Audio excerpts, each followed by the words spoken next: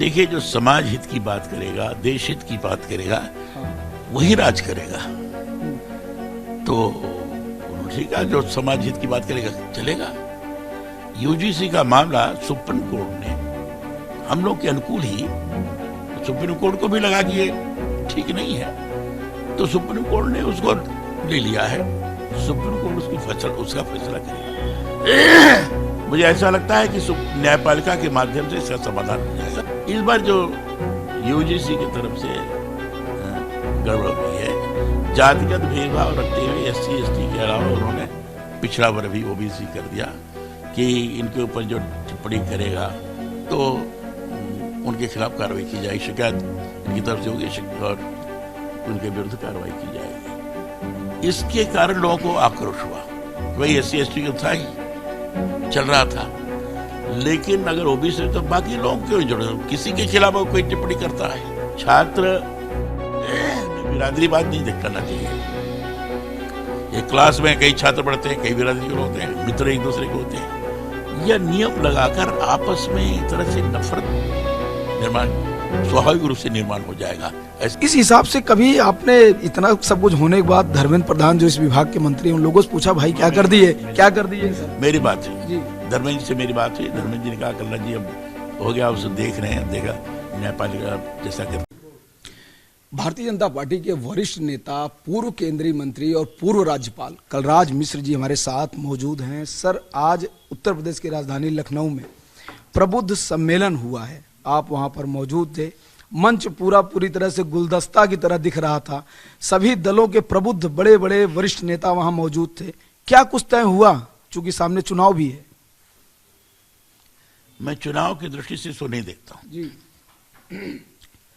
इसको मैं सामाजिक चेतना के रूप में लेता हूं। प्रबुद्ध समागम के अंदर सभी प्रकार के लोग थे, अन्य बिरादरियों के लोग भी थे, केवल ब्राह्मण ही नहीं था। और इसमें सभी दल के लोग थे, केवल भारतीय जनता पार्टी के नहीं। इसमें संतगण भी थे। तो लोगों ने अपने अपने विचार रखे, सामाजिक चेतना जागृत करने की दृष्टि से, सामाजिक समरसता के लिए।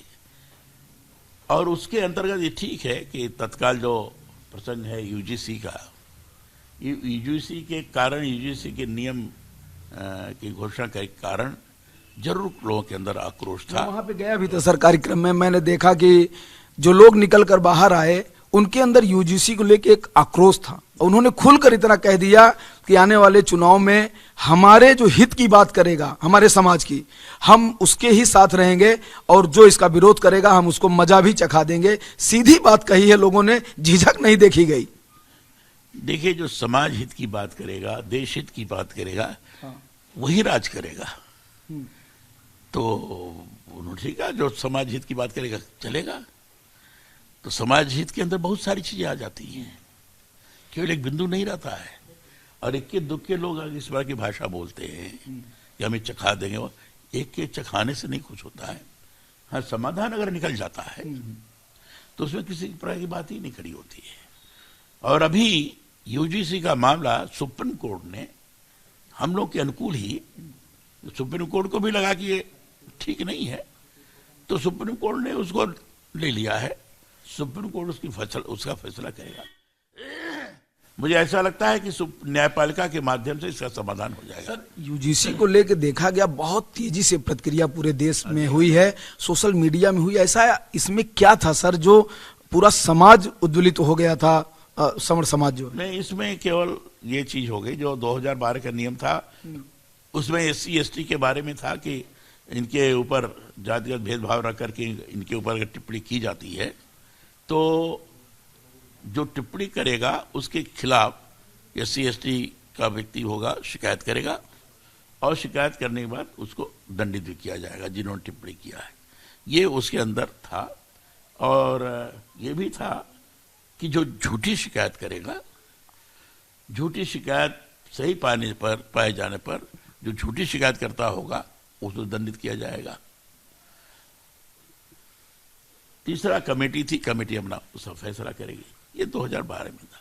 इस बार जो यूजीसी की तरफ से गड़बड़ हुई है, जातिगत भेदभाव रखते हुए एससी एसटी के अलावा उन्होंने पिछड़ा वर्ग भी ओबीसी कर दिया कि इनके ऊपर जो टिप्पणी करेगा तो उनके खिलाफ कार्रवाई की जाएगी, शिकायत इनकी तरफ से होगी और उनके विरुद्ध कार्रवाई की जाएगी।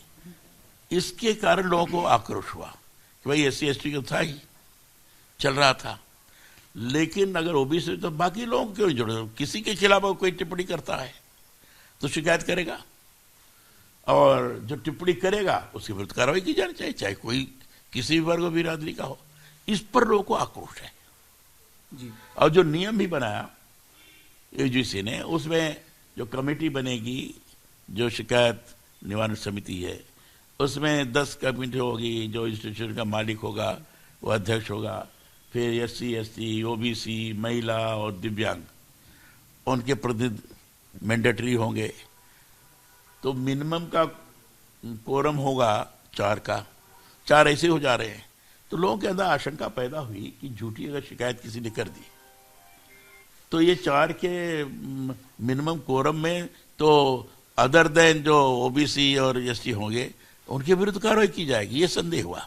तो इसी कारण भी लोगों के मन के अंदर, और ये इसके कारण बड़ी परेशानी तो जरूर पैदा होगी।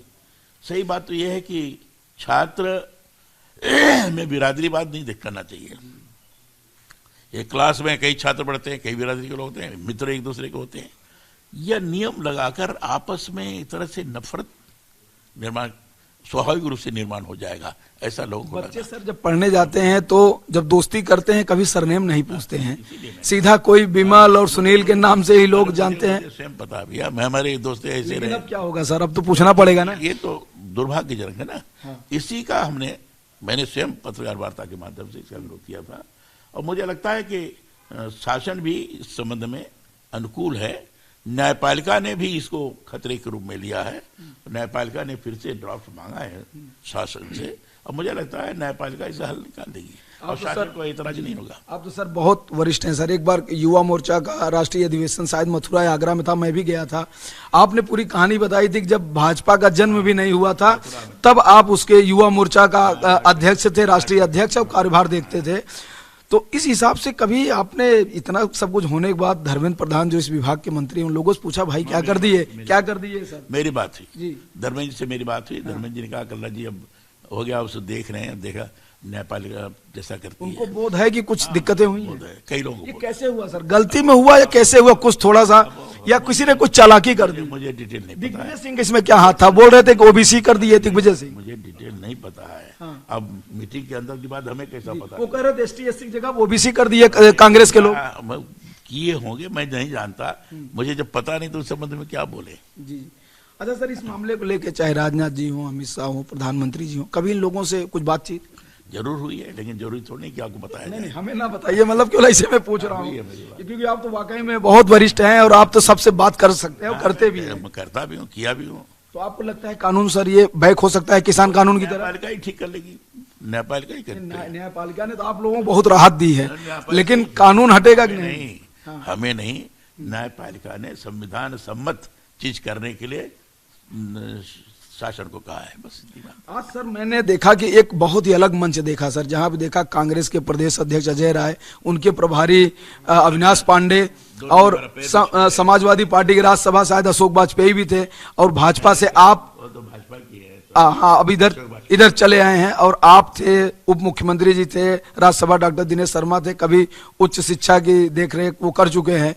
तो ऐसे में सर क्या रहा, क्या कुछ एजेंडा निकल के आया? बहुत अच्छा रहा, सब उन्होंने मिलकर अपने विचार व्यक्त किए। सबकी सामूहिक भावना थी समाज एक हो, सामाजिक समरसता आगे बढ़े, सामाजिक चेतना को मूर्त रूप प्रदान किया जाए, सभी की इच्छा थी।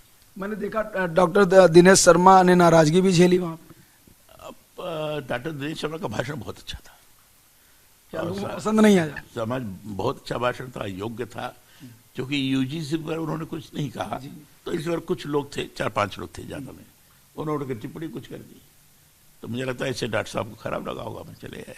तो लोग चाह रहे थे वो बोले इस पे। भाई क्या, जब सबको पता है कि, मेरा तो कहना है किसी को इस पर नहीं बोलना चाहिए था, इसलिए कि मामला सुप्रीम कोर्ट में है। जब सुप्रीम कोर्ट में मामला है तो उसको ऐसे रहना चाहिए। पूरे मुद्दे को पूर्व मुख्यमंत्री अखिलेश यादव कैश करने में लगे हैं, लगातार सवाल उठा रहे हैं। सभी राजनीतिक दल चाहेंगे, किसी की कोई कमजोरी उनको दिखाई पड़ती है तो उसका लाभ उठाएंगे। जी। और सर वर्तमान में आपने देखा होगा कि अभिमुक्तेश्वरानंद का मामला था, कोर्ट से उनको राहत मिली है, गिरफ्तारी की बात कही जा रही थी। ये मामला कोर्ट में है, केस के अंतर्गत है, इस पर मुझे टिप्पणी नहीं करना चाहिए। क्या इन सब से कुछ सनातन पे क्या कुछ सवाल उठा है या कहीं न कहीं नुकसान हुआ है? नहीं, सनातन तो सनातन है, उस पर क्या सवाल उठेगा। भगवा पे सनातन तो सनातन है, सनातन आगे बढ़ रहा है, ये बड़ी प्रसन्नता की बात है। थोड़ी बहुत इधर उधर की चीजें होती है वो ठीक हो जाएंगी। आने वाले समय में आपको विश्वास है सब ठीक हो जाएगा? निश्चित विश्वास है। बहुत बहुत धन्यवाद सर। तो देखिए हमारे साथ भारतीय जनता पार्टी के वरिष्ठ नेता कलराज मिश्रा थे, जिन्होंने कहा कि आने वाले समय में बात सबसे हुई है, इसका समाधान चाहे कोर्ट से हो या कानून से हो, इसका निकलेगा और आने वाले समय में सब कुछ सामान्य हो जाएगा। वीडियो जर्नलिस्ट सचिन सैनिक साथ राघवेंद्र पांडे, रिपब्लिक भारत, लखनऊ।